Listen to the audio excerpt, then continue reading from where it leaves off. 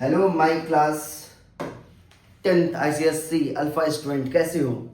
आज हम class 10th का फिजिक्स में चैप्टर नंबर 2 पढ़ेंगे, equilibrium of bodies. Sir equilibrium का कॉन्सेप्ट क्या होता है भैया? इक्विलिब्रियम एक AK-47 है। अगर आपको आता है तो, नहीं आता तो आप कुछ नहीं हो, समझ में आ रहा है? तो आपको आना चाहिए। सर इक्विलिब्रियम का खेल कैसे होता है, कैसे यूज करते हैं, इक्विलिब्रियम का कॉन्सेप्ट क्या है, वही चीज़ हम लोग पढ़ेंगे।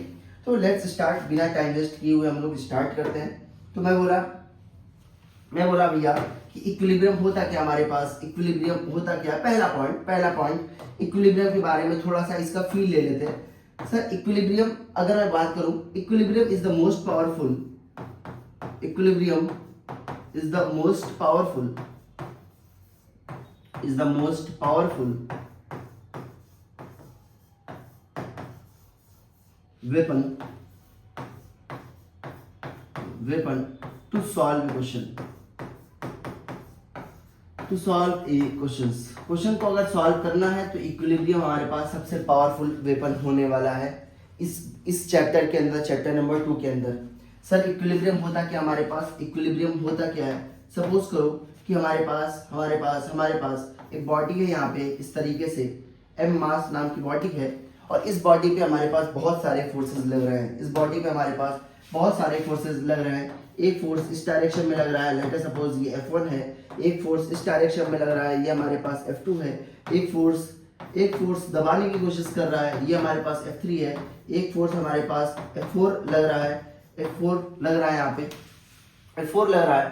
तो मैं बोला कि ये हमारे पास, तो मैं बोला कि इस लगने वाले सारे फोर्सेस की वजह से अगर हमारे पास नेट फोर्स निकालो, नेट फोर्स अगर निकाले और नेट फोर्स की वैल्यू 0 आ गई, तो ऐसे बॉडी को हम लोग क्या बोलने वाले हैं, body is in equilibrium. Body किस में रहेगी अपन लोगों के पास, इक्विलिब्रियम में होने वाली है।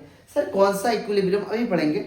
तो लगने वाली, अगर हमारे पास बॉडी पे सारे के सारे फोर्सेस, अगर बहुत सारे फोर्सेस लग रहे हैं और उन फोर्सेस का अगर नेट अलजेब्रिक वेक्टर्स हम निकाले, अगर उसकी वैल्यू 0 आ जाए, उसकी वैल्यू अगर 0 आ जाए, तो हम लोग क्या बोलेंगे, वो बॉडी इक्विलिब्रियम है। बॉडी किसमें हमारे पास, इक्विलिब्रियम में है। तो अगर कोई बॉडी अगर रेस्ट में है तो उस पर फोर्स लगने के बाद भी अगर बॉडी वहीं पे रही, वहीं पे स्टेट ऑफ रेस्ट, मान लो ये हमारे पास, मैं इसको ऊपर फोर्स लगाया ऐसे ऐसे ऐसे, ये बॉडी अभी भी रेस्ट पे है। तो इसका मतलब ये कौन सी इक्विलिब्रियम में भैया, ये स्टेट ऑफ रेस्ट पे था, तो स्टेट ऑफ रेस्ट पे है फोर्स लगाने के बाद। सर अगर स्टेट ऑफ यूनिफॉर्म मोशन, मतलब same state of uniform motion में रहे, तो sir state of uniform motion में अगर किसी बॉडी की स्पीड 5 मीटर पर सेकेंड है, वो हमेशा 5 मीटर पर सेकेंड रहे। जब हमारे पास बहुत सारे फोर्सेस उस पर लग रहे हैं, उस फोर्सेस को ओवरकम करने के बाद भी अगर उसकी स्पीड 5 मीटर पर सेकेंड में रहे, तो हम लोग क्या बोलेंगे, वो बॉडी इक्विलिब्रियम में। लोगों को ऐसा लगता है सर इक्विलिब्रियम का मतलब तो रेस्ट होता है, क्या बॉडी हमेशा सर रेस्ट पे ही रहेगा? बॉडी हमेशा किस पे रहेगा, रेस्ट पे रहेगा। तो सर इक्विलिब्रियम का मतलब बॉडी रेस्ट पे रहेगा, मतलब बॉडी तो मूव ही नहीं करेगा, ये गलत है, ये गलत है। बॉडी मूव करेगा बट विथ कांस्टेंट स्पीड या कांस्टेंट वेलोसिटी से मूव करेगा, तब हम लोग क्या बोलने वाले हैं, बॉडी इक्विलिब्रियम में है कि नहीं। हाँ सर, तो इसका मतलब यहाँ पे हमारे पास बॉडी, इसका मतलब यहाँ पे नेट फोर्स है, तो हम लोग क्या बोलेंगे, इक्विलिब्रियम में है, ये इक्विलिब्रियम में है, ये हम लोग यूज करेंगे एब्रिविएटेड फॉर्म। तो सर इक्विलिब्रियम हमारे पास, इक्विलिब्रियम इज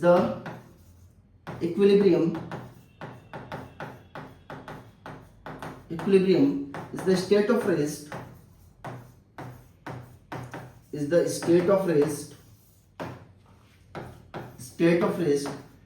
और state of uniform motion,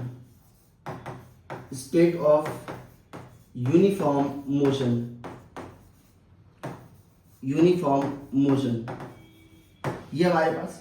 sir एक सवाल कर लेते हैं इसके ऊपर, हमारे पास एक सवाल क्या है, सवाल है यहाँ पे, सवाल ये है, let us solve a question number 1। If body is in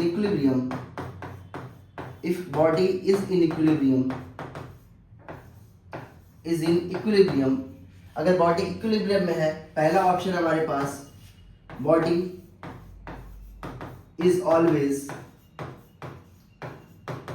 always at rest, body हमेशा रेस्ट पर है। सेकेंड हमारे पास body move with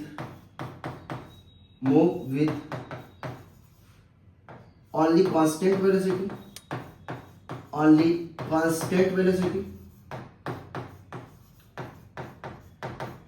C option है यहाँ पे, बॉडी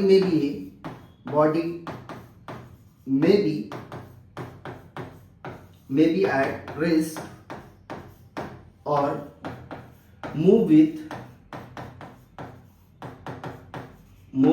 constant velocity,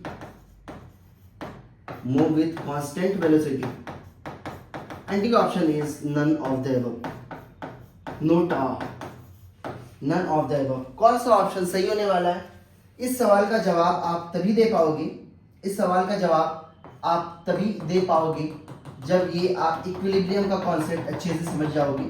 तो मैं चलता हूँ यहाँ पे और इक्विलिब्रियम को आगे बढ़ाने की कोशिश करता हूँ।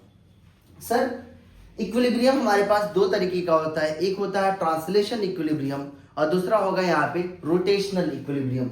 दो तरीके के इक्विलिब्रियम हम लोग पढ़ेंगे, मतलब हम लोग दो तरीके के इक्विलिब्रियम पढ़ने वाले। हमारे पास टाइप्स ऑफ इक्विलिब्रियम में एक होता है अपन लोगों के पास स्टैटिक इक्विलिब्रियम और एक होगा डायनेमिक इक्विलिब्रियम, एक होता है स्टेबल इक्विलिब्रियम, एक होता है अनस्टेबल इक्विलिब्रियम। वन में बस सारी चीजें हम लोग पढ़ने वाले हैं। तो मैं बोला अपन लोगों के पास टाइप्स ऑफ इक्विलिब्रियम क्या क्या होगा यहाँ पे। तो भैया पहला जो टाइप होने वाला है हमारे पास, पहला जो टाइप हमारे पास, इसको बोलने वाले हैं translation equilibrium. First one is translation equilibrium. पहला जो होगा इसको अपन लोग बोलने वाले हैं क्या? ट्रांसलेशन इक्विलिब्रियम बोलेंगे। और second one is rotational equilibrium. क्या होगा हमारे पास? रोटेशनल। सर इससे पहले वाले चैप्टर के अंदर तो यही तो पढ़े हम लोग, रोटेशनल इक्विलिब्रियम। मतलब रोटेशनल इक्विलिब्रियम नहीं पढ़ो, रोटेशनल मोशन पढ़े हो। वो बहुत आपको मजबूत काम देने वाला है। बहुत ध्यान से समझियो बाबू, बहुत ध्यान से समझियो कि क्या होगा ये।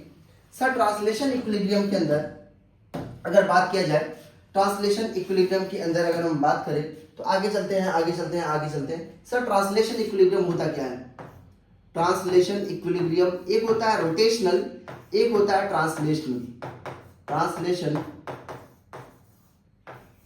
इक्विलिब्रियम होगा क्या? ट्रांसलेशन इक्विलिब्रियम होगा क्या? हाँ सर, ट्रांसलेशन इक्विलिब्रियम का मतलब हो गया कि बॉडी कोई एक्स डायरेक्शन में अगर फोर्स लग रही है, बॉडी पे एक्स डायरेक्शन में कोई फोर्स लग रही है। लेट सपोज मैं बोला ये अपन लोगों के पास एक ब्लॉक है, मैं बोला फोर्स लगा F1 है और ये लगा हमारे पास F2 है। ये बता F1 की वैल्यू अगर F2 से ज्यादा होगी तो ब्लॉक किधर मूव कर जाएगा? आगे की तरफ मूव कर जाएगा।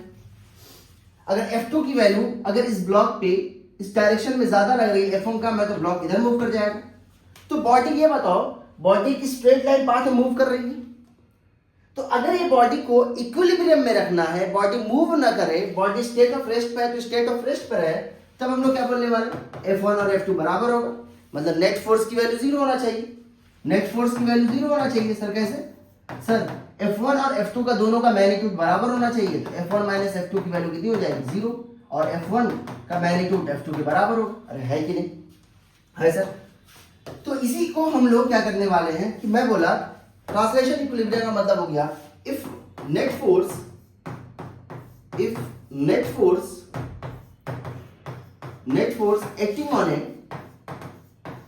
acting on a body should be zero, acting on a body should be zero, then body must be in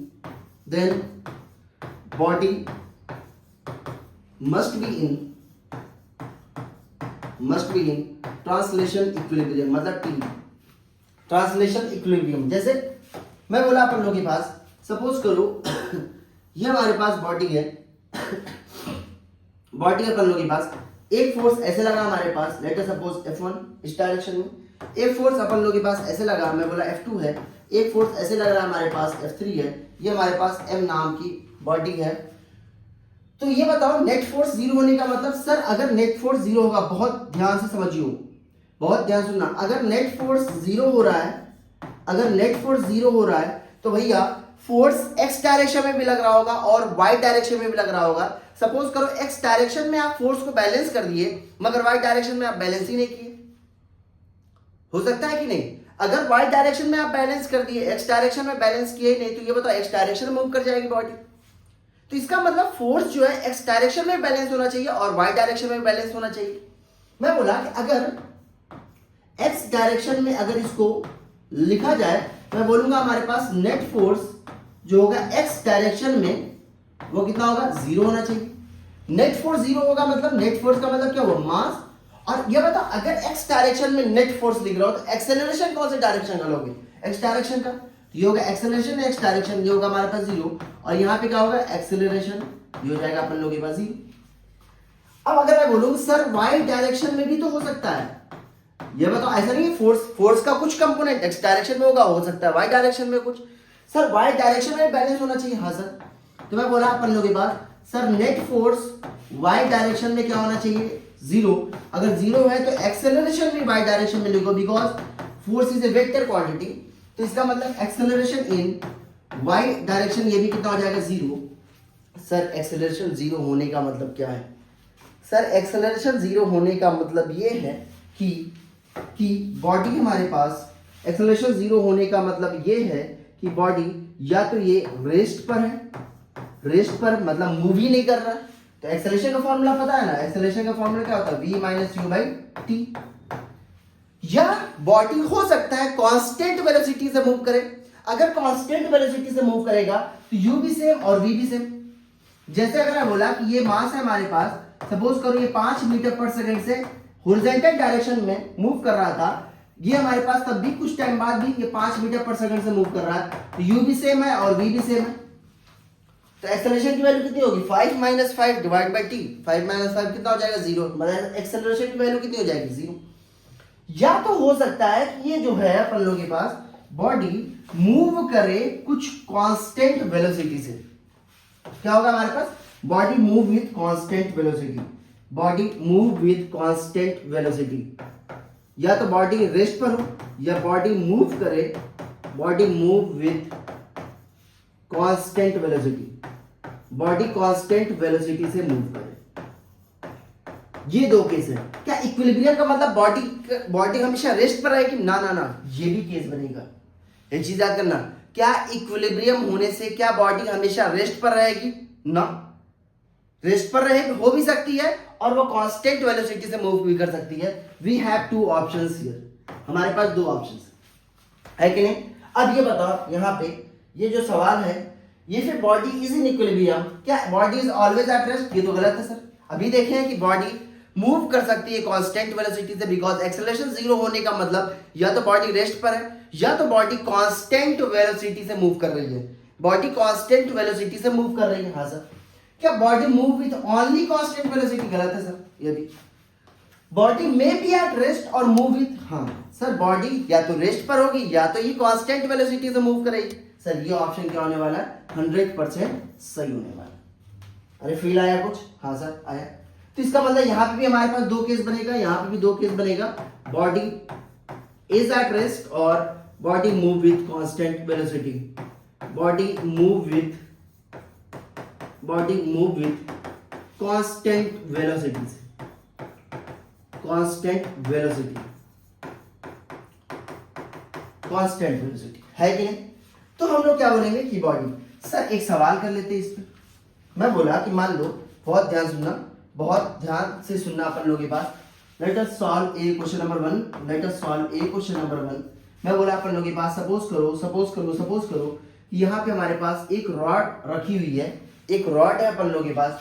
मैं बोला इस रॉड के ऊपर मैंने फोर्स लगाया, एक मैंने इस रॉड के ऊपर, सपोज करो इस रॉड के ऊपर जो फोर्स लग रहा है यहाँ पे नीचे की तरफ, मैं बोला ये 50 न्यूटन का फोर्स लग रहा है, और यहाँ पे भी इधर लग रहा है अपन लोगों के पास, लेट अस सपोज 100 न्यूटन का फोर्स लग रहा है। क्या ये बताओ, अगर ये रॉड सिर्फ ऐसे है और इसके ऊपर 50 न्यूटन का फोर्स और मास इसका नेग्लिजिबल मान लो, मास इसका नेग्लिजिबल मान लो, तो मैं बोला कि सर इस पे 50 न्यूटन का फोर्स है और ये 100 न्यूटन, सर मास कैसे नेग्लिजिबल, मान लो फॉर कुछ सेकंड के लिए मान लो मैं बोला 50 न्यूटन का फोर्स ऐसे लग रहा है, 100 न्यूटन का फोर्स ऐसे लग रहा है, तो ये बताओ ये पूरी बॉडी किधर जाएगी, नीचे की तरफ जाएगी। हाँ सर, इसका मतलब सर कि 50 न्यूटन ऐसे 100 न्यूटन इधर, तो इसका मतलब इसको रोकने के लिए हम लोग क्या करने वाले हैं, यहां से एक दीवार से एक हम लोग क्या करेंगे, एक रस्सी लेकर आएंगे, एक स्ट्रिंग लेके आएंगे और इसे बांध देंगे। क्या करेंगे हम लोग, बांध देंगे। क्या करेंगे अपन लोग, बांध देंगे। अब ये बताओ क्या ये गिरेगा, क्या ये गिरेगा? इसका मतलब ये ऐसे था, अगर ये रस्सी से बांध दोगे तो ये बताओ ये क्या ऐसे नीचे गिरेगा? नहीं सर, नहीं गिरेगा। इसका मतलब रस्सी इसको रोक रही होगी, है कि नहीं? रस्सी इसको रोक रही होगी। हाँ सर, इसका मतलब रस्सी के अंदर एक फोर्स डेवलप हो रहा होगा। ये हमारे पास फोर्स का नाम मान लो टी दे दो, फोर्स का नाम दे दो T, that is called tension. Tension कहां पे डेवलप होगा, जहां पे स्प्रिंग हो, रोप हो, यहां पे। तो टेंशन क्या होगा, तो इसका मतलब 50 न्यूटन नीचे, 100 न्यूटन नीचे, तो टेंशन फोर्स ऊपर की तरफ इसको पकड़ के बोले कहां, तो इसको पकड़ के रोकेगा जितना उसकी एबिलिटी होगी। ऐसा नहीं कि बहुत ज्यादा फोर्स लगा दिए रोक दिया, ये टूट जाएगा। समझ में आ रहा है? जैसे अर्गनी जब बांधते हो, अगर बहुत ज्यादा कपड़ा ये बताओ बहुत ज्यादा कपड़ा डाल देते हो तो क्या होता है, अर्गनी टूट जाती है। अरे है कि नहीं? हाँ सर, इसका मतलब सर ये वाई डायरेक्शन में इसका कोई मूवमेंट नहीं है, वाई डायरेक्शन में इसका कोई मूवमेंट नहीं है, हमारे पास मूवमेंट नहीं है। इसका मतलब सर वाई डायरेक्शन में ये इक्विलिब्रियम में है। किसमें है? वाई डायरेक्शन में, ट्रांसलेशन इक्विलिब्रियम में, मूव नहीं करेगा।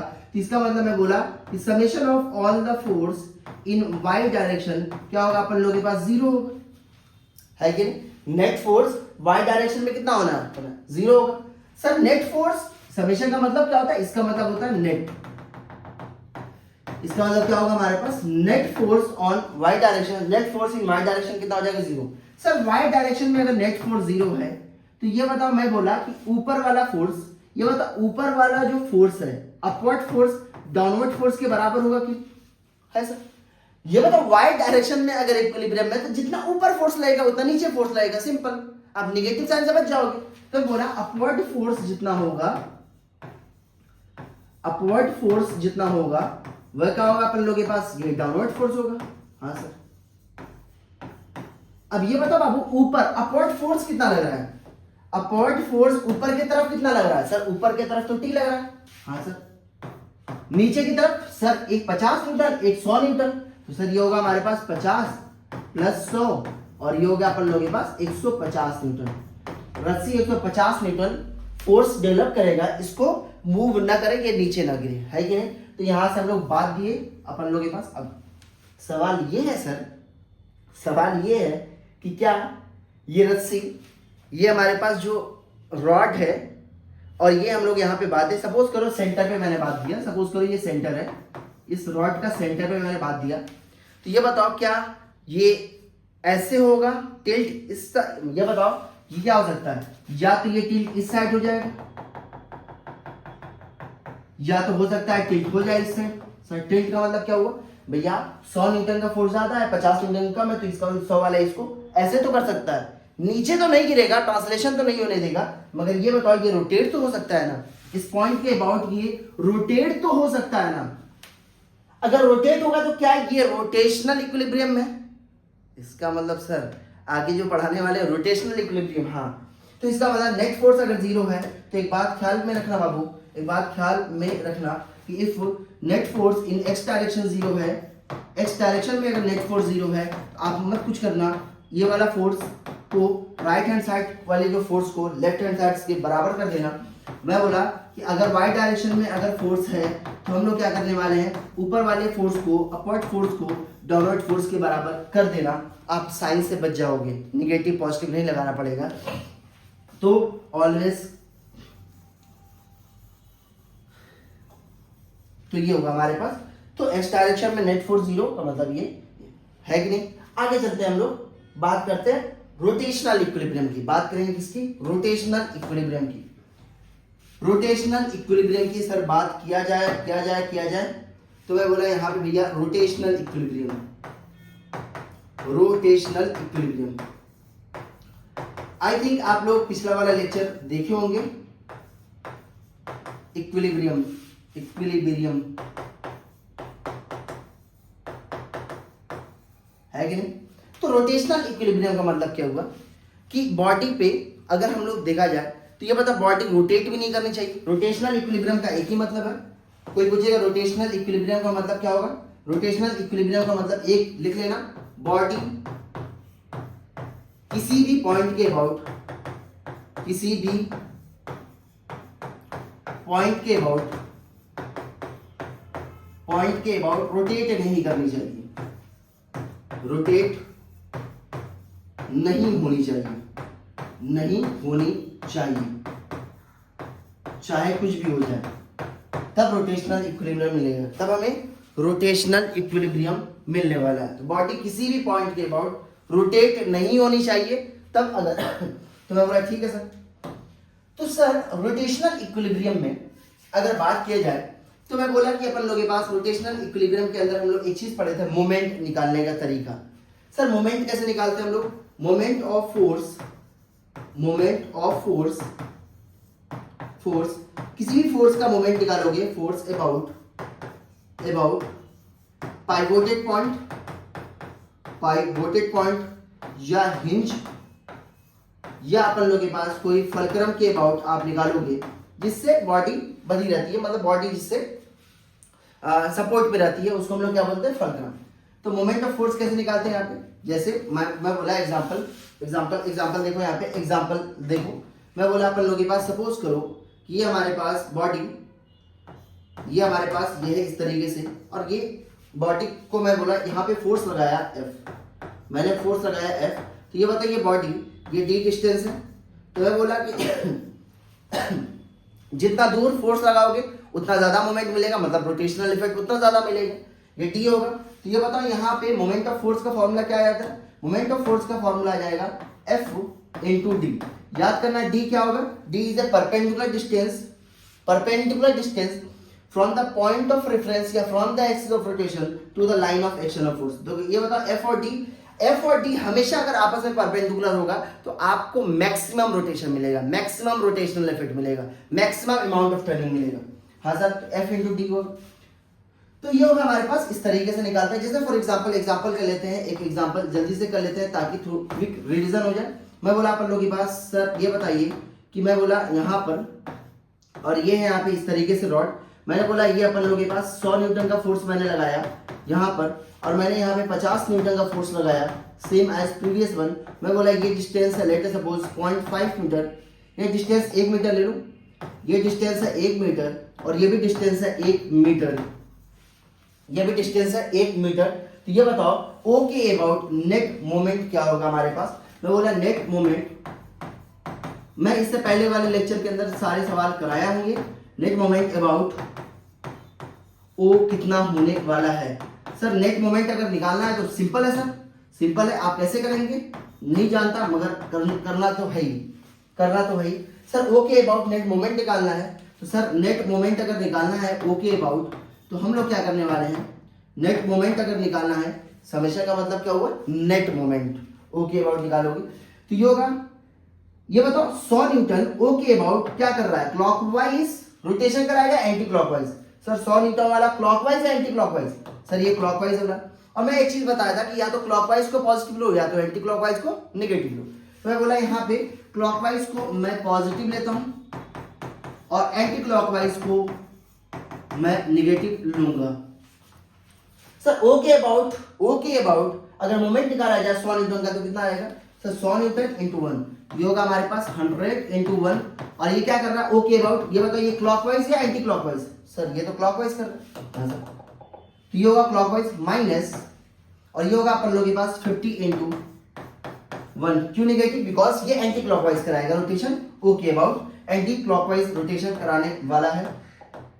तो मैं बोला अपन लोगों के पास 100, ये होगा हमारे पास 50 न्यूटन मीटर, कितना आ जाएगा हमारे पास 50 न्यूटन मीटर। तो ये होगा पॉजिटिव में, मतलब ओवरऑल देख रहा हूं, ओवरऑल ये कहां, ओवरऑल ये मूवमेंट कैसा होगा, ओवरऑल ये मूवमेंट हमारे पास कुछ ऐसा हो जाएगा कि ये रॉड कुछ ऐसा हो जाएगा, ये रॉड हमारे पास ऐसे आ जाएगी, है कि नहीं, मतलब मूवमेंट हो जाएगा ऐसे। तो इसी चीज को बचाने के लिए हम लोग इक्विलिब्रियम का कॉन्सेप्ट लेके आए, रोटेशनल इक्विलिब्रियम। मैं नहीं चाहता हूं कि ये रॉड रोटेट करे, मैं नहीं चाहता हूं कि ये रॉड रोटेट करे, तो सर सबसे अच्छा, अगर आप नहीं चाहते हो तो जो आप क्लॉकवाइज मोमेंट निकाले थे और जो एंटी क्लॉकवाइज मोमेंट निकाले थे, दोनों को बराबर कर दो ना, मूव ही नहीं करेगा। यही तो है प्रिंसिपल ऑफ मोमेंट्स, यही तो है principal of moments. Principle of moment क्या बताता है कि अगर तुम रॉड को या कोई भी बॉडी को रोटेट नहीं करना चाहते हो, तो जिस पॉइंट के अबाउट बॉडी रोटेट कर सकती है, उस पॉइंट के अबाउट आप मोमेंट निकालो, नेट मोमेंट। अगर नेट मोमेंट जीरो आ गया, वह बॉडी रोटेट नहीं करेगी, बॉडी रोटेट नहीं करेगी। और रोटेट नहीं करेगी तो सिर्फ हमारे पास एक ही शर्त है, क्लॉकवाइज मोमेंट, मतलब जो भी फोर्स का मोमेंट क्लॉकवाइज बनना है और जो भी फोर्स का मोमेंट एंटी क्लॉकवाइज बनना है, दोनों अगर बराबर होंगे तभी नेट मोमेंट की वैल्यू जीरो होगी। अगर नेट मोमेंट जीरो हुआ, net moment about any point, any fixed point, any pivoted point, any fulcrum point, any hinge point अगर जीरो हुआ तो बॉडी रोटेशनल इक्विलिब्रियम में होगा। रोटेशनल इक्विलिब्रियम में का मतलब रोटेशन नहीं कराना बाबा, रोटेशन नहीं कराना। सर रोटेशन नहीं कराना है, अभी के लिए बस इतना ही समझो कि रोटेशन नहीं कराना है। बोलोगे सर ऐसा भी तो हो सकता है कि कुछ कांस्टेंट से चले, तो अभी ये चीज़ नहीं पढ़ना हम लोग को, तो आगे चलते हैं, हम लोग आगे चलते हैं rotational equilibrium. Sir principal of moments क्या होता है यहाँ पे? प्रिंसिपल ऑफ मोमेंट्स का मतलब, प्रिंसिपल ऑफ मोमेंट्स ये बताता है, प्रिंसिपल ऑफ मोमेंट्स आपको ये बताता है कि पहला चीज कि अगर हम लोग अलजेब्रिक सम ऑफ मोमेंट्स निकालें, if algebraic sum of moments, if ये होगा हमारे पास, if algebraic sum of moments of all forces about a hinge या axis of rotation, then if algebraic sum of moments of all forces about a hinge or then ये होगा हमारे पास net moment about hinge will become zero। ऐसे equilibrium को हम लोग बोलते हैं रोटेशनल इक्विलिब्रियम। अगर लगने वाले जितने भी फोर्सेस हैं, मतलब हमारे पास जितने भी फोर्सेस का अगर मोमेंट निकाले, अगर वह हमारे पास जीरो आ गया, then net moments about a hinge will become zero. Then हम लोग क्या बोलने वाले हैं, कौन से इक्विलिब्रियम में ये हमारे पास इक्विलिब्रियम है, अपन लोगों के पास रोटेशनल इक्विलिब्रियम में है। तो ये बताइए, ये एक ही शर्त पे पॉसिबल है, ये एक ही शर्त पे पॉसिबल है कि जो हमारे पास फोर्सेस का क्लॉकवाइज मोमेंट आ रहा है, तो इसका मतलब हमारे पास मोमेंट, ये होगा हमारे पास moment of forces in clockwise direction is equal to, ये होगा अपन लोगों के पास moment of forces in anti clockwise direction आप करोगे तभी पाने वाले हो। तो moment of forces in clockwise direction is equal to moment of forces in anti clockwise direction. आप सिंपल भाषा में बोलो कि क्लॉकवाइज मोमेंट जो होगा, क्लॉकवाइज मोमेंट किसके बराबर होगा, क्लॉकवाइज मोमेंट अबाउट जो भी पॉइंट आप मानते हो, अबाउट जो भी पॉइंट आप मानो इज इक्वल टू होगा anti clockwise moment about the same point आप जो मानते हो, है कि नहीं। तो क्लॉकवाइज मोमेंट अबाउट ये हमारे पास O है, तो O के अबाउट A है, तो A के अबाउट, तब इस प्रिंसिपल को हम लोग बोलते हैं प्रिंसिपल ऑफ मोमेंट्स। इस प्रिंसिपल को हम लोग क्या बोलते हैं, प्रिंसिपल ऑफ मोमेंट्स बोलते हैं यहाँ पे, ठीक है। आगे चले। तो इसका मतलब हम लोग दो तरीके के इक्विलिब्रियम पढ़ चुके हैं यहाँ पे, पहला ट्रांसलेशन, दूसरा रोटेशनल इक्विलिब्रियम। ट्रांसलेशन इक्विलिब्रियम में आपको क्या करना है, बहुत ध्यान से सुनना। मैं दो तरीके का इक्विलिब्रियम पढ़ाया कि अगर इक्विलिब्रियम का सवाल आएगा तो यही से दो आ सकता है, इससे ज्यादा नहीं आने वाला है, जैसे ट्रांसलेशन इक्विलिब्रियम, और ये क्या होने वाला है अपन लोगों के पास, rotational equilibrium.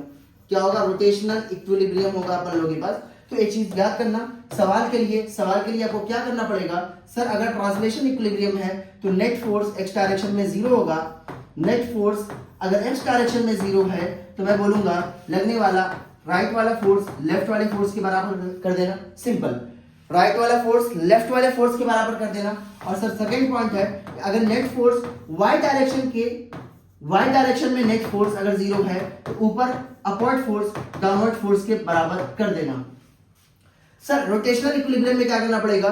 Sir rotational equilibrium में आपको करना पड़ेगा कि क्लॉकवाइज मोमेंट आप जो क्रिएट करो अगर वह एंटी क्लॉकवाइज मोमेंट के बराबर हो जाए, एंटी क्लॉकवाइज मोमेंट के बराबर हो जाए तो हम लोग क्या बोलेंगे? वह रोटेशनल इक्विलिब्रियम में। अगर ये तीनों केस मजबूती से फॉलो करेगा तो बॉडी इक्विलिब्रियम में रहने वाला है। बॉडी किस में रहने वाला है? इक्विलिब्रियम में रहने वाला है। Let us solve a question number 1। Let us solve a question number 1। मैं बोला अपन लोगों के पास, मैं बोला कि सपोज करो एक हमारे पास यूनिफॉर्म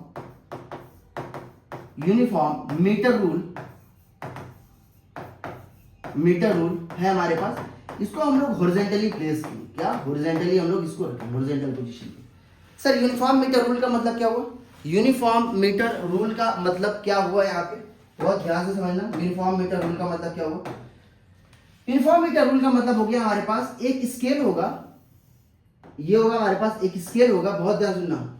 यूनिफॉर्म मीटर रूल बता रहा हूं, एक स्केल होगा, नंबरिंग दी जाती है यहाँ पे 0 से लेके मान मैं बोला 100 सेंटीमीटर। कितना? 0 से 100, 1 2 3 4 5, 1 2 3 4 5, 1 2 3 4 5। तो यहाँ पे कुछ इस तरीके से यहाँ पे नंबरिंग इस तरीके से सेंटीमीटर में या हमारे पास जो भी है दिया रहेगा सवाल के अंदर ये चीज। बोला ठीक है सर।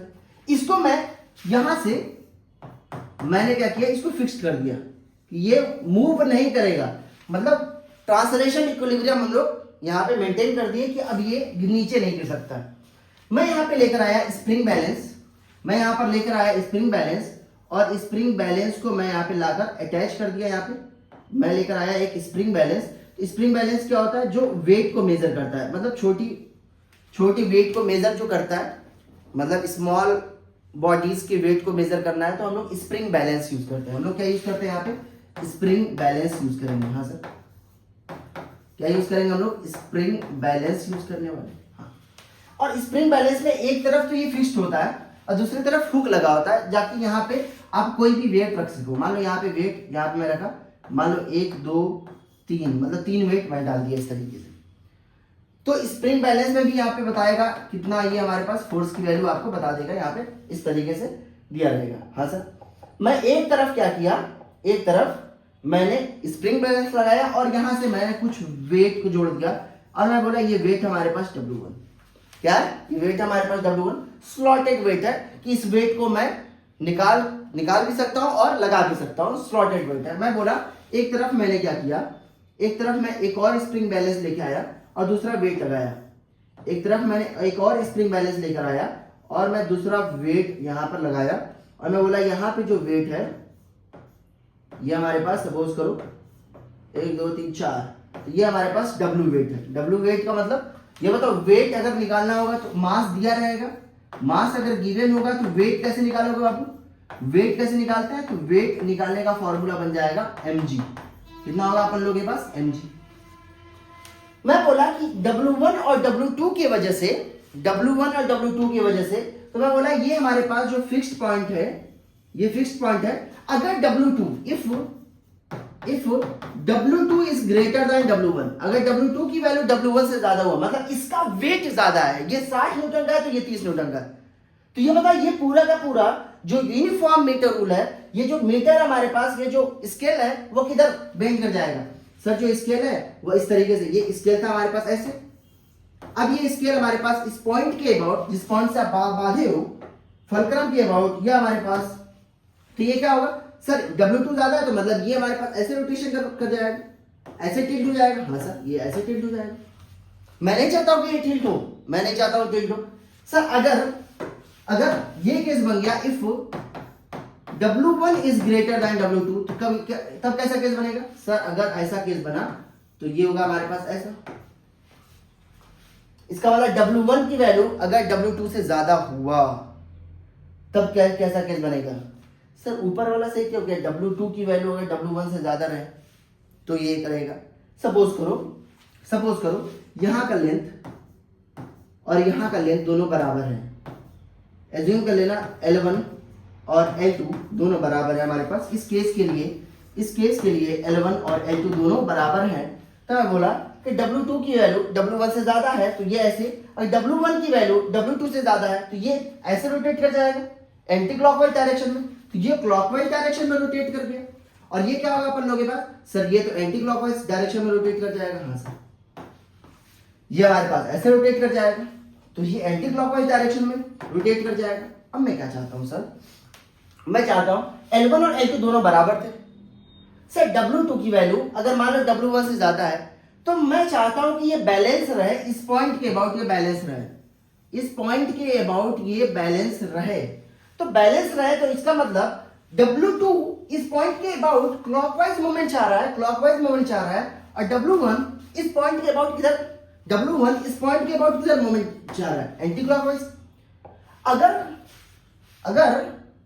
अगर clockwise moment anti clockwise moment के बराबर हो जाए तो ये बता बॉडी इक्विलिब्रियम में आ जाने वाली है कि नहीं। हाँ सर, इक्विलिब्रियम में आ जाएगी। तो मैं यहाँ पे बोलूंगा कि बहुत ध्यान सुनना कि फॉर ये होगा हमारे पास W2, सपोज करो कि यहाँ पे L1 और L2 बराबर नहीं है।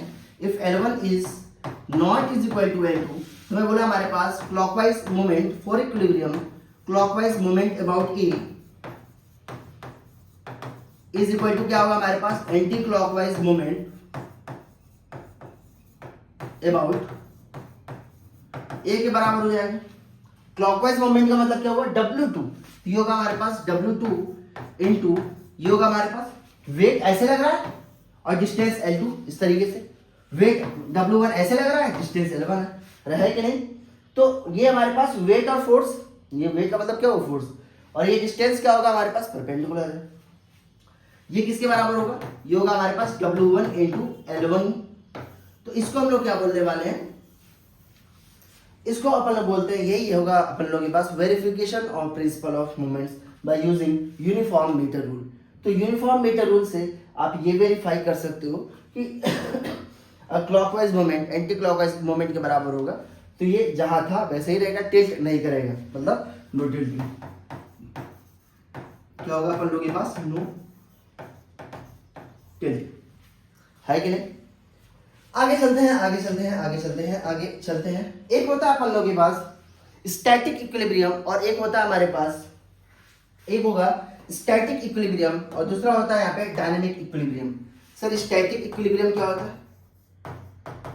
स्टैटिक इक्विलिब्रियम क्या होगा, और ये होगा हमारे पास एक डायनामिक इक्विलिब्रियम क्या होने वाला है। स्टैटिक इक्विलिब्रियम का मतलब ये होगा, स्टैटिक का मतलब रुका हुआ, डायनामिक का मतलब मूव करता हुआ। मैं बोलूंगा अपन लोगों के पास when body remains at rest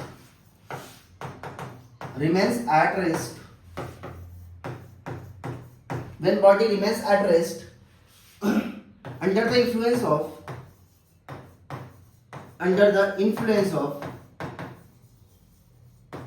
of several forces, ऐसे इक्विलिब्रियम को हम लोग बोलते हैं स्टैटिक इक्विलिब्रियम। फॉर एग्जांपल मान लो कि यहाँ पे हमारे पास एग्जांपल देख लो कि मान लो एक बुक है, a book lying on the table, ये हमारे पास, मैं बोला एक फोर्स लगा 10 न्यूटन का इधर, मैं बोला F1 फोर्स लगा, ये F1 फोर्स लगा इधर, ये हमारे पास F2 फोर्स लगा, मैं बोला एक इस डायरेक्शन में फोर्स लगा F3, एक इस डायरेक्शन में फोर्स लगा F4। तो अगर इन सारे फोर्सेस की वजह से बॉडी अगर रेस्ट में था, इन सारे फोर्सेस के लगने के बाद अगर इस बॉडी का नेट फोर्स अभी भी जीरो हो जाए, बॉडी पे लगने वाला हमारे पास नेट फोर्स अगर जीरो हो जाए, तो बॉडी किस में रहेगा, हमेशा रेस्ट में ही रहने वाला है।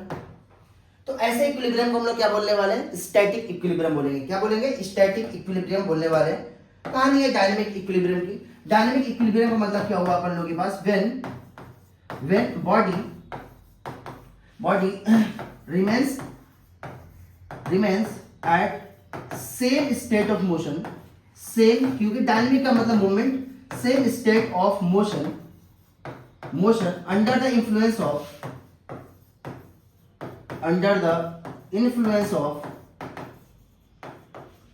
of several forces, उसको हम लोग क्या बोलते हैं, डायनामिक इक्विलिब्रियम बोलते हैं। क्या बोलते हैं यहाँ पे, डायनामिक इक्विलिब्रियम बोलते हैं। जैसे फॉर एग्जांपल मैं बता रहा हूँ यहाँ पे एग्जांपल देखो, एग्जांपल ये है कि जब एयर ड्रॉप आता है हमारे पास, तो ये बता एयर ड्रॉप एकदम ऊपर से आ रहा है, तो ये बता एयर ड्रॉप आते आते क्या होता है कि वो कांस्टेंट वेलोसिटी अटेन कर लेता है, कांस्टेंट वेलोसिटी अटेन कर लेता है। क्यों उसके बाद कांस्टेंट वेलोसिटी से ही आता है वो नीचे की तरफ, ऐसा क्यों होता है? देखो इसका मतलब हमारे पास rain drops falling at constant velocity. क्यों क्या होता है हमारे पास शुरू में वेट की वैल्यू ज्यादा होता है, मान लो ये हमारे पास, और इसके इर्द गिर्द क्या होता है, एयर होता है। मान लो रेन ड्रॉप का मास m है, तो ये बता एक तो वेट इस पे क्या लगेगा, अगर मैं बात करूं एक तो इस पे वेट लगेगा mg नीचे की तरफ। जब ये नीचे की तरफ आएगा तो ये बताओ फ्रिक्शन फोर्स क्या करेगा, इसको ऊपर की तरफ धकेलने की कोशिश करेगा, इसके ऊपर। मैं बोला ये हमारे पास फोर्स ऑफ फ्रिक्शन, इसका कुछ और नाम होगा, विस्कस फोर्स बोलेंगे इसको, फोर्स ऑफ फ्रिक्शन। एक होता है बायोंसी फोर्स, एक होता है हमारे पास बायोंसी फोर्स।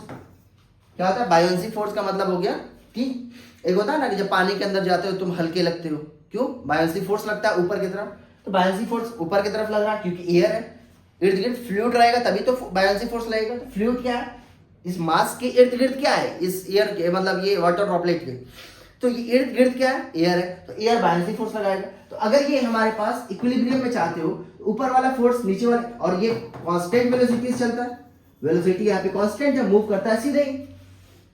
हाँ सर, तो इसका मतलब ऊपर वाला फोर्स नीचे वाले फोर्स के बराबर। मैं बोला all the force Y direction में जीरो हो जाए, नेट फोर्स वाई डायरेक्शन पे इस मास पे लगने वाला नेट फोर्स जीरो हो जाए, इसका मतलब ऊपर वाला फोर्स मतलब buoyancy force plus force of friction किसके बराबर हो जाए, mg के बराबर हो जाएगा, तो नेट फोर्स जीरो। और मैंने बताया कि अगर नेट फोर्स जीरो हुआ तो दो कंडीशन है, बॉडी रेस्ट पे हुआ, बॉडी रेस्ट है तो स्टैटिक इक्विलिब्रियम, अगर बॉडी मोशन में है तो किससे मूव करेगा, मूव विद कांस्टेंट वेलोसिटी से मूव करेगा, है कि नहीं सर? एक और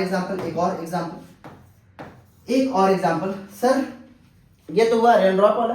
एक होता है हमारे पास एग्जांपल कि अगर कोई भी बॉडी अगर सर्कुलर मोशन परफॉर्म कर रही है, यूनिफॉर्म सर्कुलर मोशन परफॉर्म कर रही है, क्या वह डायनेमिक इक्विलिब्रियम में है? क्या देखो कांस्टेंट वेलोसिटी से ही मूव कर रहा है। तो अगर मैं बोलूं कि body moving in circular uniform circular motion, in uniform circular motion, तो अगर बॉडी हमारे पास मूव कर रही है यूनिफॉर्म सर्कुलर मोशन से, क्या होने वाला? क्या ये एग्जांपल है डायनेमिक इक्विलिब्रियम का? सवाल ये है, क्या ये एग्जांपल है डायनेमिक इक्विलिब्रियम का? हाँ। ये बताओ, मान लो हमारे पास कि एक, मैं बोला कि यहां से एक मैं रस्सी लिया और रस्सी से हॉरिजॉन्टल प्लेन की बात कर रहा हूं मैं, I am talking about horizontal plane, मतलब हॉरिजॉन्टल प्लेन मतलब ऐसे हॉरिजॉन्टल प्लेन में ये मोशन हो रहा है, ये हॉरिजॉन्टल प्लेन में मोशन हो रहा है।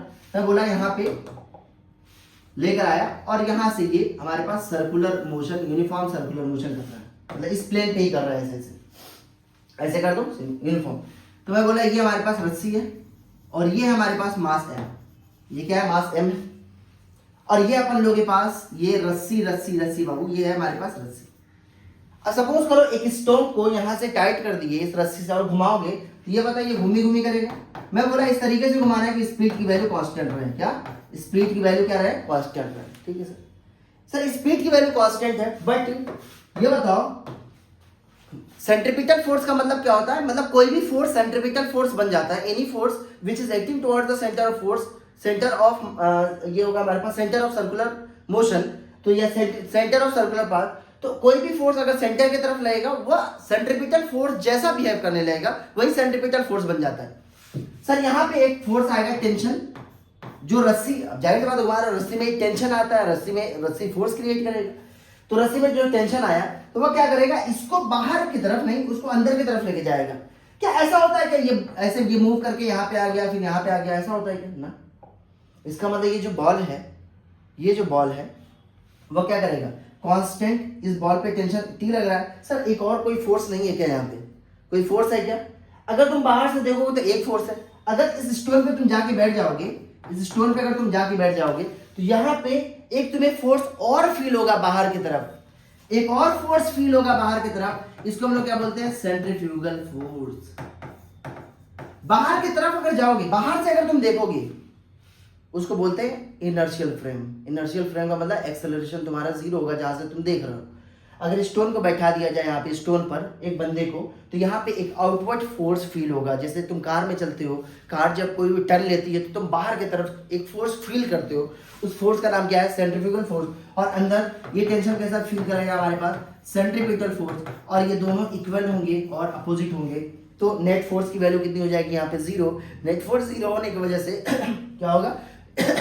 ये सेम स्टेट ऑफ मोशन में ये मूव करेगा, और इसीलिए उसको बोलते हैं डायनामिक इक्विलिब्रियम। याद करो, एक चीज बता रहा हूं, सोचना इसके बारे में। इनर्शियल फ्रेम मतलब जब एक्सेलरेशन की वैल्यू जीरो होगी तो ये डायनामिक इक्विलिब्रियम में नहीं रहेगा। अगर नॉन इनर्शियल का मतलब जहां से तुम देख रहे हो, जहां पर तुम खड़े हो, उसका कुछ ना कुछ एक्सेलरेशन है और तुम्हारा कुछ ना कुछ एक्सेलरेशन है, मतलब तुम्हारा कुछ ना कुछ एक्सेलरेशन है। तो जैसे ये है बैठा हुआ है, तो जाहिर सी बात है अगर ये मोशन कर रहा है, तो अगर मान लो स्पीड की वैल्यू कांस्टेंट है, वेलोसिटी तो लगातार चेंज हो रही है ना, यहाँ पे है इस डायरेक्शन में, यहाँ पे है इस डायरेक्शन में, यहाँ पे है इस डायरेक्शन में, यहाँ पे है इस डायरेक्शन में, यहाँ पे है इस डायरेक्शन में, तो स्पीड की वैल्यू तो कांस्टेंट है, डायरेक्शन लगातार चेंज हो रहा है, मतलब एक्सेलरेशन की वैल्यू चेंज हो रही है। तो यहाँ पे एक एक्सेलरेशन तो हमेशा होता है सर्कुलर मोशन में, क्या बोलते हैं? Centripetal acceleration. उस सेंट्रीपिटल एक्सेलरेशन की वजह से आता है सेंट्रीपिटल फोर्स, तो टेंशन बन जाता है सेंट्रीपिटल फोर्स। तो ये सेंट्रीपिटल फोर्स सेंट्रीफ्यूगल फोर्स को बैलेंस करेगा, तो net force along the radial direction कितना हो जाएगा? जीरो हो जाएगा। तो ये बॉडी की टेंडेंसी जो होगी हमारे पास वो अंदर की तरफ होगी, बट सेंट्रीफ्यूगल फोर्स उसको बैलेंस करेगा सेंट्रीपिटल फोर्स से, और क्या होगा? बॉडी डायनामिक इक्विलिब्रियम में ही कहलाएगी, क्योंकि ये अपना जो मोशन कर रही है वैसे ही करेगी। ऐसा नहीं कि ये तुम्हारे पास ऐसा, कभी कुछ और, कभी लंबा, कभी ऐसा नहीं कि ये तुम्हारे पास रबड़ है ऐसे फैलेगा इस तरीके से। तो ये रहा हमारे पास डायनामिक इक्विलिब्रियम, और ये रहा अपन लोगों के पास स्टैटिक इक्विलिब्रियम। और मैं सोच रहा हूँ कि एक और सवाल करा ही दूं, चलो कोई बात नहीं। अगला जो लेक्चर लेके आऊंगा उसके अंदर मैं चैप्टर नंबर 1 और चैप्टर नंबर 2 दोनों का मिलाकर अच्छे क्वेश्चंस लेके आऊंगा, जो आपके बुक सेलिना के अंदर और आपके बुक क्या नाम है कि जो भी एसएससी बोर्ड के प्रीवियस ईयर क्वेश्चंस है वहां से, तो दोनों को मिक्स करके एक अच्छा क्वेश्चंस और अपने से भी एक अच्छा क्वेश्चन फ्रेम करके लेके आऊंगा, ताकि कॉन्सेप्ट और मजबूत हो जाए। समझ में आ रहा है ये चीज? तो मिलते हैं, all the very best, thank you so very much.